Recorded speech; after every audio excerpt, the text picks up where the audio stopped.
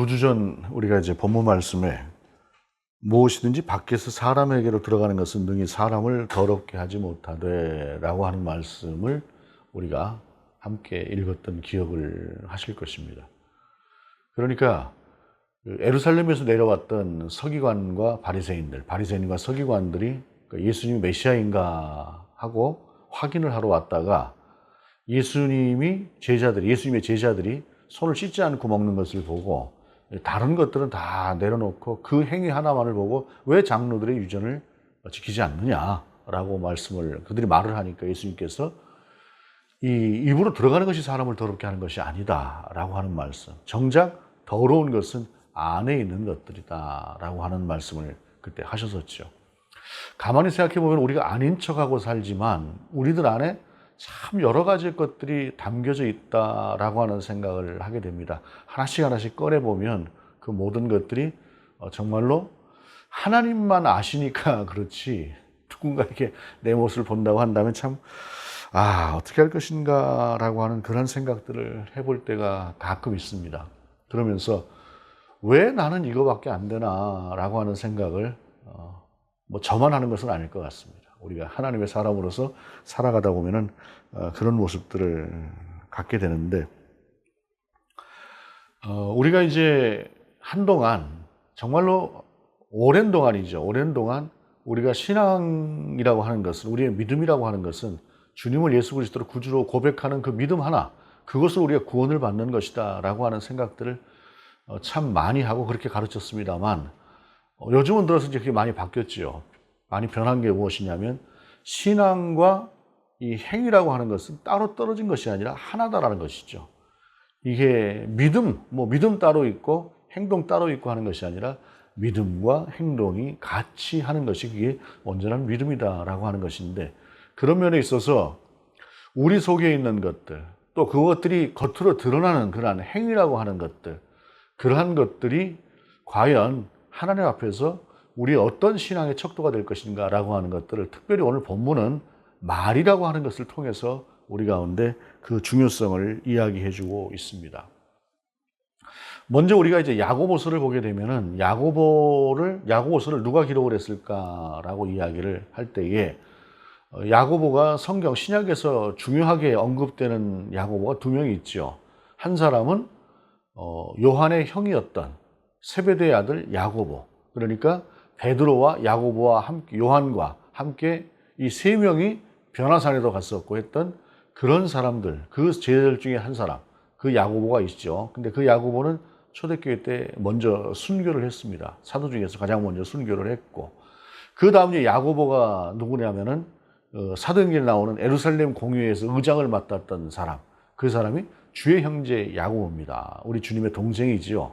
처음에 이제 우리 주님이 공생의 기간에는 오히려 주님을 배척하는 듯한 모습을 보였으나 나중에 돌이켜서 우리 주님의 사람으로 평생을 살았던 그 예수님의 동생 야고보인데, 그 예수님의 동생 야고보가 이제 오늘 본문을 기록했다라고 그렇게 보통 이야기를 해요. 그런데 가만히 이제 야고보서를 들여다보면은 야고보서 자체가 이 헬라어로 기록이 되어져 있는데, 야고보, 그러니까 주님의 동생 야고보는 그때 당시에 이스라엘 모든 사람들이 썼던 아람어를 쓰는 사람이었어요.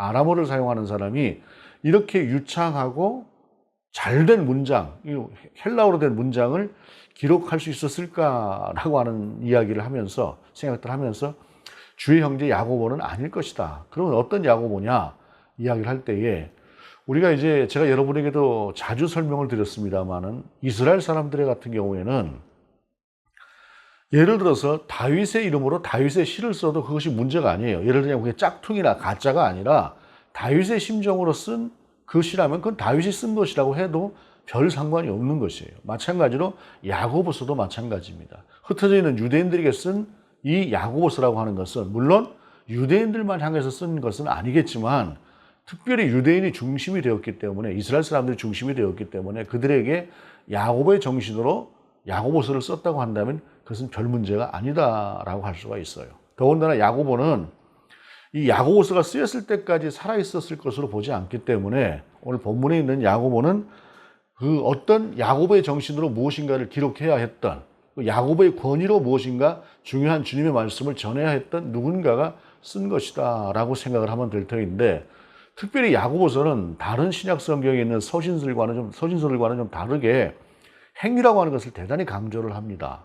왜 행위라고 하는 것을 강조를 했을까라고 할 때에 이런 결론으로 가요. 그래서 무엇이냐면, 초기 예수님의 부활 승천 이후에 이 신앙생활을 했던 초대교회 최초의 성도들은 목숨을 두려워하지 않고, 죽음을 두려워하지 않고 신앙생활을 했어요. 그런데 이 신앙이라고 하는 것이 어느 정도 세월이 가다 보니까 어떤 식으로 변했느냐, 믿음으로 구원받는 것인데 우리가 한 발 뒤로 물러서서 신앙생활을 해도 되지라고 하는 그런 생각들을 그때 당시에 좀 했을 것이다 라고 그렇게 보는 것이죠. 그런 상황에서 신앙이라고 하는 것은 조금 전에 말씀드린 것처럼 예수 그리스도를 구주로 고백하고 인정하고 살아가는 그 내 안에서의 정체성, 그리고 그 정체성이 나의 삶으로 드러나는 그 삶, 이것이 하나가 되어져야 되는 것인데, 바울이 그랬대. 믿음으로 구원받는다고. 그럼 우리는 믿잖아. 분명히 예수님을 구주로 고백하고 세례도 받았잖아. 그러니까 구원받은 것이지. 그러니까 우리의 행동은 좀 다른 것이어도 돼 라고 하는 그러한 생각을 이때 당시에 사람들이 했을 것이다라는 것입니다. 그것은 물론 이제 1세기가 아니라 2세기에 나온 것이긴 합니다만, 영지주의가 가지고 있는, 이단이 가지고 있는 하나의 그 특징적인 사상이기도 했어요. 그런데 그러한 것들로부터 교회의 정체성을 지키고 신앙의 정체성을 지키기 위해서는 필요한 것은 반드시 신앙에는 삶이라고 하는 것이 따라가야 된다라고 하는 것을 야고보가 강조하기 위해서 행위라고 하는 것을 여러 군데에서 기록을 하고 있었다라는 것이죠. 네가 믿음이 있다고 한다면 그 믿음을 행위로 드러내봐라 라고 하는 것이 야고보였다는 것입니다. 예를 들자면 그런 것이죠. 당신이 나를 사랑한다고 한다면 그 사랑을 행동으로 좀 표현을 해봐라. 입으로만 사랑한다고 하지 말고 라고 하는 말과 같은 것이에요. 우리가 가족이 있지 않습니까? 가족을 사랑하지 않는 사람은 아마 거의 없을 거예요.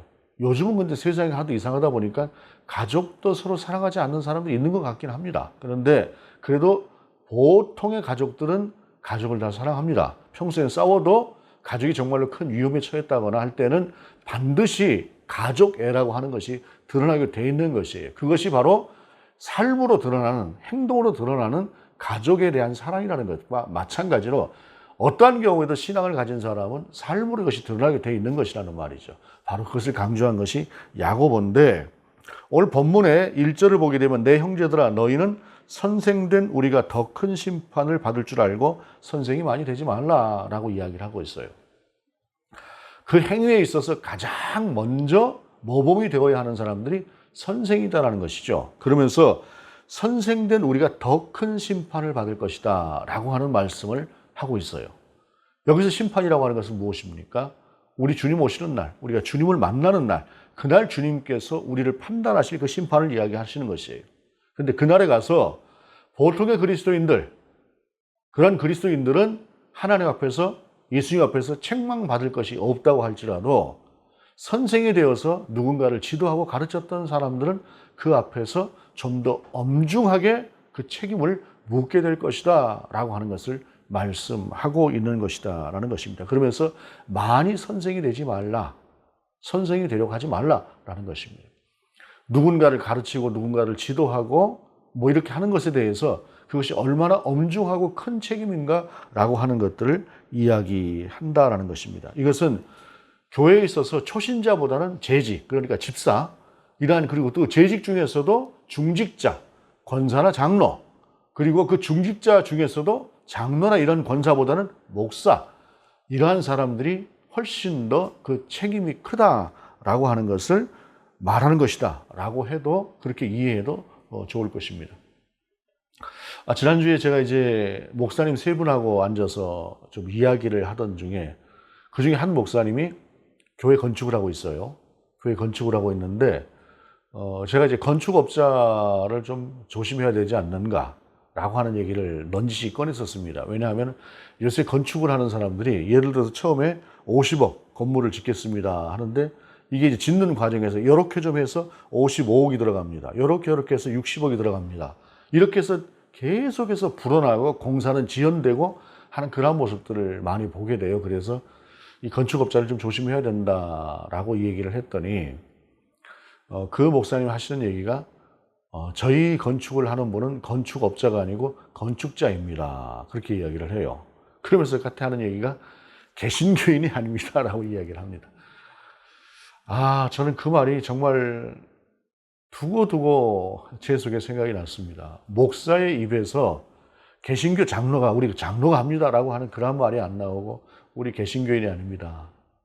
그러니까 차마 제가 어디라고 이야기하기 싫습니다. 제 입으로. 그런 말을 들으면서 오늘날 교회에 참 중직을 맡았던 사람들이 어떤 업에 종사하면서도 그렇게 신뢰를 받지 못하는 그러한 상황이 되었다. 그러면서 그 건축업자가 개신교 중직자가 아닙니다라고 이야기를 했을 때 그 들었던 그 자괴감이라고 하는 것이 사실 참 컸습니다. 그러면서 제 자신도 이제 많이 돌아보게 되었고 오늘날 우리 개신교 그리스도인 리더들이 정말 잘 살아야 되겠다 하는 생각을 했습니다. 근데 이것이 왜 그럴까요? 그냥 나는 예수 믿어. 분명히 구원받은 사람이야. 그런데 삶의 책임을 지지 않는 부분들이 많기 때문에 그런 것이 아닐까라는 생각을 해요. 그러면서 또 한편으로 또 생각은 제가 사람들을 만나보면 제가 많은 사람들을 만나지 않습니까? 많은 사람들을 만나보면 그래도 목사가 좀 낫고요. 그래도 장로가 좀 낫기는 해요. 세상에 믿지 않는 사람들보다는. 근데 목사나 장로는 도드라지지 않습니까? 말하자면 오늘 본문 속에서 보여지는 것처럼 선생처럼 보이는 것이에요. 그러다 보니까 주님이 심판하시기 전에 주위에 있는 사람들이 먼저 알아보고 심판을 한다라는 그런 생각을 하게 됩니다. 그러면서 우리 그리스도인들이 예수를 믿는다고 하는 것만으로도 사람들 속에 주목을 많이 받게 되고 또 판단을 많이 받지 않습니까? 라고 하는 것들을 기억하고 좀 삶의 책임을 지고 살았으면 좋겠다라는 생각을 합니다. 그러면서 사람이 삶에 있어서 그 삶이라고 하는 것이 가장 많이 드러나게 되는 것, 분명하게 드러나는 것이 어떤 것이냐라고 이야기할 때 2절에 보게 되면 우리가 다 실수가 많으니 만일 말에 실수가 없는 자라면 곧 온전한 사람이라 능히 온 몸도 굴레 씌우리라 라고 말을 하고 있어요. 행함에 있어서 가장 많이 드러나는 것, 가장 대표적인 행함이 어떤 것이냐? 그것은 말이라는 것이죠. 그러면서 본문에서 우리가 다 실수가 많은 존재라고 하는 것을 인정하는 것이에요. 우리가 말의 실수도 할 수 있고 행동의 실수도 할 수 있고 그런 실수를 할 수 있는 존재다라고 하는 것인데 그러면서 그 대표적인 그 말이라고 하는 것을 가지고 와서 말에 실수가 없는 사람이면 온전한 사람이다 라고 하는 것을 이야기를 하고 있는 것입니다. 제가 나이가 40이 되었을 때 불혹이다 라고 하는 공자의 말을 생각을 하면서 내가 이제 좀 이쪽 저쪽에 쉽게 흔들리지 않는 것 같다라고 하는 생각을 한때 잠깐 했던 때가 있었습니다. 근데 그거는 내가 무탈하고 별일 없이 잘 되고 있을 때지 힘들어지고 어려워지는 상황이 되고 나니까 그 불혹 안 돼요.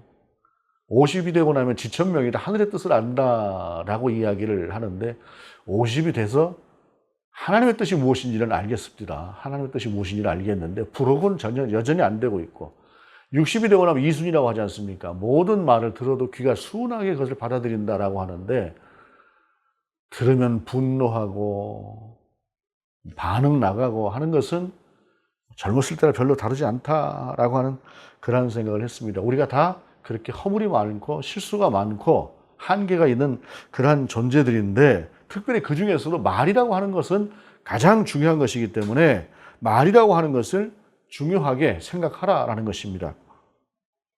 말이라고 하는 것이 그래요. 제가 설교를 할 때, 말씀을 전할 때 여기서 하는 말은 분명히 가장 정제된 말, 준비하면서 좌나 우로나 치우치지 않으려고 최선을 다해서 하나님 앞에서 기록된 정리한 그 말씀을 선포하기 때문에 사실 강단에서 서서 전하는 말에는 실수가 있을 것이 거의 없죠. 그런데 중요한 것은 혼자 있을 때 무심코 나오는 말이라거나 또는 편한 사람들하고 있을 때 정말로 그냥 뭐 아무렇게나 내가 말을 해도 될 것 같은 그러한 자리에서 무심코 튀어나오는 말이라거나 아니면 내가 아무리 어떻게 말을 해도 내가 갑이기 때문에 내가 우월적 지위를 가지고 있기 때문에 어떻게 얘기를 해도 상관이 없는 그러한 상태에서 튀어나오는 말들, 그런 말들을 보게 되면 그게 곧 내 인격이고 내 품격이 된다라는 것인데, 오늘 본문 속에서 나오는 말에 조심하라고 하는 것은 그 모든 것들을 다 포함하고 있는 것이다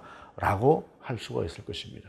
말은 그와 같은 것들이 있죠. 그러면서 이어지는 말씀이, 우리가 말들의 입에 재갈 물리는 것은 우리에게 순종하게 하려고 그 온몸을 제어하는 것이라. 또 배를 보라. 그렇게 크고 광풍에 밀려가는 것들을 지극히 작은 키로서 사공의 뜻대로 운행하나니. 말의 힘이라고 하는 것이 사람보다 월등히 크지요. 덩치도 크고 힘도 좋고, 그럼에도 불구하고 그 말을 사람이 좌로 우로 마음대로 끌고 가는 것은 재갈을 물려놨기 때문입니다. 재갈을 끌어서 오른쪽으로 당기면 말이 오른쪽으로 가고, 왼쪽으로 당기면 왼쪽으로 가고, 두 개를 양쪽에 당기면은 그 자리에 서기도 하고, 그 큰 말이 그 재갈 하나 가지고 움직이고 사람의 말을 듣는 것처럼 사람의 입에서 나오는 말도 그와 같은 것이다 라는 것입니다. 또한 배에 있어서 키라고 하는 것, 방향을 조정하는 것도 그와 같다는 것이죠. 우리가 이것을 핸들로 보면 쉬울 것 같습니다. 운전을 할 때 아무리 자동차가 커도 어떤 경우에는 그 화물차 같은 경우에 보게 되면 길이가 열차 길이만큼 되는 그러한 차도 있어요. 근데 그러한 차가 무엇으로 움직입니까? 핸들로 움직입니다. 그러니까 말이라고 하는 것은 온 몸을 움직이는 그와 같은 방향타, 움직이는 키와 같다. 좀 핸들과 같다라는 것입니다. 그래서 말이라고 하는 것을 어떻게 하느냐에 따라서 관계나 모든 것들이 결정이 되는 것이 말이다 라고 하는 것을 말씀하고 있는 것이 본문입니다. 이어서 주시는 말씀이 5절 이하에 보게 되면, 이와 같이 혀도 작은 지체로 돼 큰 것을 자랑하도다. 보라, 얼마나 작은 불이 얼마나 많은 나무를 태우는가. 혀는 곧 불이요 불의의 세계라. 혀는 우리 지체 중에서 온몸을 더럽히고 삶의 수레바퀴를 불사르나니 그 사르는 것이 지옥불에서 나느니라 라고 말씀하고 있습니다. 한마디 말이 싸움이 되고, 한마디 말이 원수가 되고, 한마디의 말이 전쟁을 일으키기도 합니다. 강원도 산불 가끔 이렇게 나지 않습니까? 겨울 되고 나면. 그것이 처음에 작은 것에서부터 시작을 하지, 이쪽 저쪽에서 누가 일부러 그것을 태우는 것이 아니잖아요. 그런데 그 작은 불이라고 하는 것이 함께 태워지게 되면은 나중에 걷잡을 수 없이 얼마나 엄청나게 세상을 태워버리는 그러한 불이 됩니까?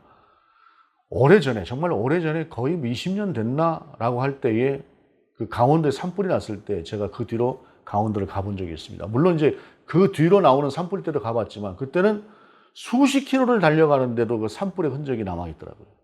야, 이게 얼마나 무서웠을까라고 생각을 해본 적이 있습니다. 그러면서 그 불을 봤던 분, 어떤 분을 이야기를 들어보니까, 뭐 한강만큼 큰 강은 아니겠지만 가운데 강이 있어서 설마니 저쪽에서 불이 이쪽으로 넘어오겠는가 생각을 했는데, 바람을 타고 그 불이 넘어오더래요, 강을.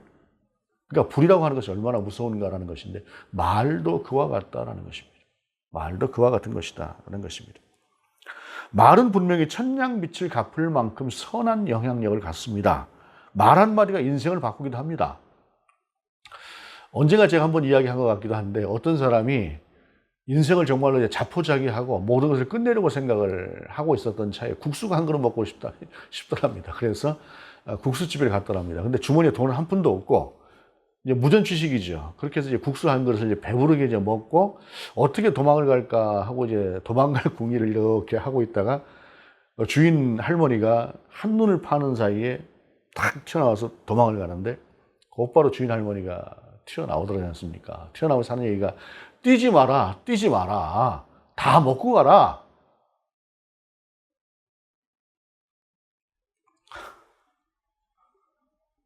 그 한마디가 인생을 바꿨대요. 그 한마디가.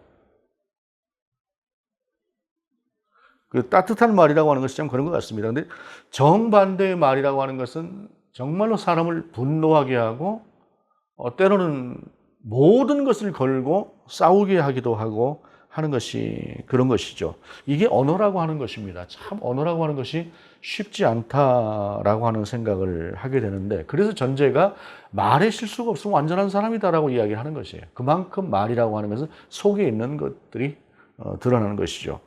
7절 이하 이렇게 말씀하고 있습니다. 여러 종류의 짐승과 새와 벌레와 바다의 생물은 다 사람이 길들일 수 있고 길들여 왔거니와, 혀는 능히 길들일 수 없나니 쉬지 아니하는 악이요 죽이는 독이 가득한 것이라. 안중근 의사가 그랬다고 하지요. 하루라도 책을 읽지 않으면 입에서 가시가 돋는다라는 것인데 그게 책 때문만은 아니죠. 책을 읽으면서 자기 자신을 절제시킬 수 있으니까 그러는 것입니다. 말이라고 하는 것도 그래서 항상 조심하고 항상 근신하고 신경을 쓰지 않으면은 그와 같이 될 수 있는 것이 말이다라는 것입니다. 그래서 이것으로 우리가 주 아버지를 찬송하고 또 이것으로 하나님의 형상대로 지음을 받은 사람을 저주하나니 한 입에서 찬송과 저주가 나오는도다. 내 형제들아 이것이 마땅하지 아니하니라라고 말씀하고 있는 것입니다. 그리스도 안에 우리가 이미 그리스도를 우리 안에 품었지 않습니까? 우리가 그리스도의 사람들 아닙니까? 우리 안에 성령이 있지 않습니까? 그런데 그 성령이 있는 사람으로서 성령이 거하시는 것 같은 말을 하라라고 하는 것이 오늘 본문의 말씀이라는 것입니다. 참으로 쉽지 않은 것들이나 그러나 그것이 그리스도인으로서 반드시 해야 되는 것이다 라고 하는 것을 본문은 말씀하고 있는 것입니다. 우리가 이제 또 연휴가 시작되고 추석이 됩니다. 또 얼마나 많은 며느리들과 시어머니의 또 갈등이 있을지, 또 얼마나 많은 또 이 형제들 간에 또 갈등이 있을지 이런 생각을 해봅니다. 옛날에 그냥 모이면 좋고 넉넉하게 먹으면 좋았던 그 시절이 한편으로 그립다라고 하는 생각도 들 만큼 어쩌다가 명절은 한쪽에서는 참 깊은 갈등의 골이 깊어지는 그런 모습을 하고 있지 않나 하는 생각을 하게 됩니다. 그 중에서 그 모든 관계를 가장 대표하게 하고 또 그 관계를 결정지을 수 있는 것이 특별히 말이라고 하는 것이죠. 옛날에 이제 박만득이라고 하는 그 백정이 있었다 그래요. 백정은 얼마나 천대받던 그런 시대입니까? 그 백정에게 양반이 와서 고기를 사러 왔답니다. 야, 만드가 고기 한 건 썰어라 하고 누가 이제 그렇게 이야기를 했어요. 예, 어르신하고 이제 고기 한 건을 딱 썰어가지고 그 양반에게 주었답니다. 근데 조금 있다 들어온 어떤 한 양반이 이보게 박서방 고기 한 것만 주게나 라고 이야기를 하더래요. 그래서 고기를 썰었었는데 박서방하고 부르던 사람의 고기가 훨씬 크더랍니다. 그래서 이제 화가 나가지고 야 이놈아 왜 저 양반 고기는 저렇게 크고 내 고기는 요거밖에 안 된다는 말이냐 그렇게 이야기를 했더니 아유 그거는요 그 어르신 거는 그 만드기 놈이 썬 고기라 그렇게 작은 것이고요 저 어르신이 받으신 고기는 박서방이 썰은 고기라 좀 차이가 있는 것입니다. 그렇게 이야기를 하더라는 것이죠. 아무리 천대받는 백정이라고 해도 그 사람에도 속이 없겠습니까? 아무리 약자의 입장이라고 해도 다 속이 있는 것이고 감정이 있는 것이고 그런 것이죠.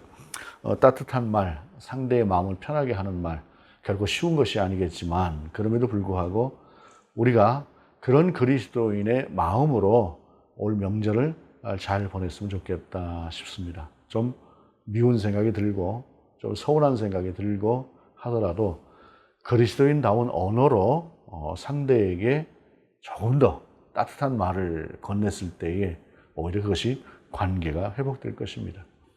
속에 있는 것이 끓어오른다고 해서 끓어오르는 대로 퍼부어버리고 나면 오히려 그 관계가 그대로 또 더 악화되는 것 그것이 인생이다라고 하는 것을 기억하면서 우리가 말의 지혜를 가질 수 있는 그러한 명절 될 수 있기를 원합니다. 그것이 무엇보다도 그리스도인의 삶이고 그리스도인의 책임이다라는 것입니다. 그리스도인의 삶에는 언어적인 부분도 분명히 의무가 있다라고 하는 것을 성경이 우리 가운데 명령하고 있다라고 하는 걸 기억하면서 우리의 언어가 사람을 좀 더 따뜻하게 하고 행복하게 하고 복되게 할 수 있는 그러한 언어가 될 수 있기를 원합니다. 쉽지 않아도 그 길을 가는 것이 그리스도인이라고 하는 것을 기억할 수 있는 저와 여러분 될 수 있기를 원합니다. 기도하시겠습니다. 하나님, 말이 곧 우리 신앙의 품격일진데 우리가 품격 있는 그리스도인 되게 하시옵소서. 우리의 언어가 그리하게 하시옵소서. 주 예수 그리스도 이름으로 기도드립니다. 아멘.